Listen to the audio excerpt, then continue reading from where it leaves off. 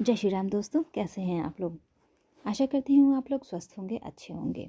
मकर संक्रांति की आप सभी को बहुत बहुत शुभकामनाएं। अगर मेरी कहानी आप लोग को अच्छी लगती है तो उसे लाइक, शेयर और सब्सक्राइब ज़रूर करें। चलिए देरी न करते हुए शुरू करते हैं। कहानी का शीर्षक है सती दमयंती। विदर्भ देश में भीष्मक नाम के एक राजा राज्य करते थे। उनकी पुत्री का नाम दमयंती था। दमयंती लक्ष्मी के समान रूपवती थीं।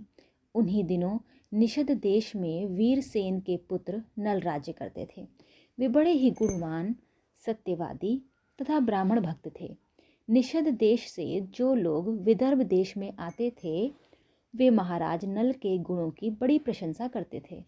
यह प्रशंसा दमयंती के कानों तक भी पहुंचती थी।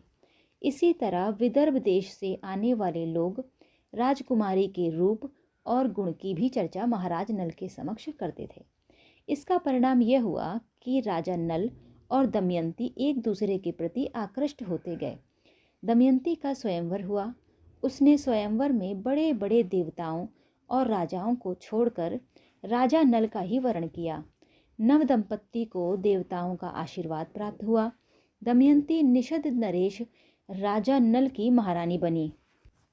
दोनों बड़े सुख से समय बिताने लगे। दमयंती पतिव्रताओं में शिरोमणि थी। अभिमान तो उसे छू भी न सका था। समयानुसार दमयंती के गर्भ से एक पुत्र और एक कन्या का जन्म हुआ। दोनों बच्चे माता पिता के अनुरूप ही सुंदर रूप और गुणों से संपन्न थे। समय सदा एक सा नहीं रहता। दुख सुख का चक्र निरंतर चलता ही रहता है। वैसे तो महाराज नल गुणवान, धर्मात्मा तथा पुण्य श्लोक के थे, किंतु उनमें एक दोष था, जुए का व्यसन। नल के एक भाई का नाम पुष्कर था। वह नल से अलग रहता था।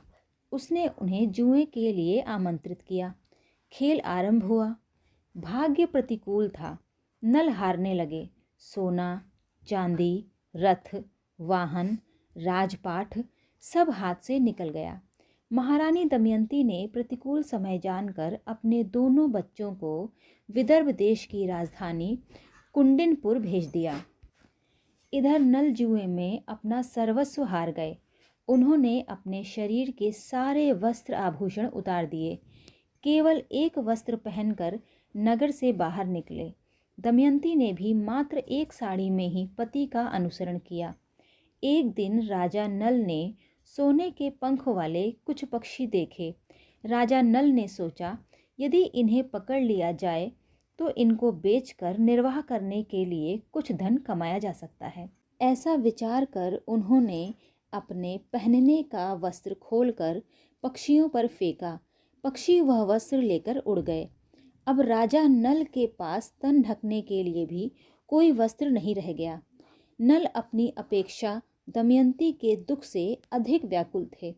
एक दिन दोनों जंगल में एक वृक्ष के नीचे एक ही वस्त्र से तन छिपाए पड़े थे। दमयंती को थकावट के कारण नींद आ गई। राजा नल ने सोचा, दमयंती को मेरे कारण बड़ा दुख सहन करना पड़ रहा है। यदि मैं इसे इसी अवस्था में यहीं छोड़कर चला जाऊं तो यह किसी तरह अपने पिता के पास पहुंच जाएगी। यह विचार कर उन्होंने तलवार से उसकी आधी साड़ी को काट लिया और उसी से अपना तन ढककर तथा दमयंती को उसी अवस्था में छोड़कर वे चल दिए। जब दमयंती की नींद टूटी तो वह बेचारी अपने को अकेली पाकर करुण विलाप करने लगी। भूख और प्यास से व्याकुल होकर वह अचानक एक अजगर के पास चली गई और अजगर उसे निगलने लगा। दमयंती की चीख सुनकर एक व्याघ्र ने उसे अजगर का ग्रास होने से बचाया, किंतु वह व्याघ्र स्वभाव से दुष्ट था। उसने दमयंती के सौंदर्य पर मुग्ध होकर उसे अपनी काम पिपासा का शिकार बनाना चाहा। दमयंती उसे शाप देते हुए बोली, यदि मैंने अपने पति राजा नल को छोड़कर किसी अन्य पुरुष का चिंतन न किया हो तो यह पापी व्याघ्र के जीवन का अभी अंत हो जाए। दमयंती की बात पूरी होते ही व्याघ्र के प्राण पखेरु उड़ गए। देवयोग से भटकते हुए दमयंती एक दिन चेदी नरेश सुबाहु के पास और उसके बाद अपने पिता के पास पहुंच गई। अंततः दमयंती के सतीत्व के प्रभाव से एक दिन महाराजा नल के दुखों का भी अंत हुआ। दोनों का पुनर्मिलन हुआ और राजा नल को उनका राज्य भी वापस मिल गया। यह कहानी यहीं ख़त्म होती है। आपको ये कहानी कैसी लगी मुझे ज़रूर बताइएगा। तब तक के लिए जय श्री राम।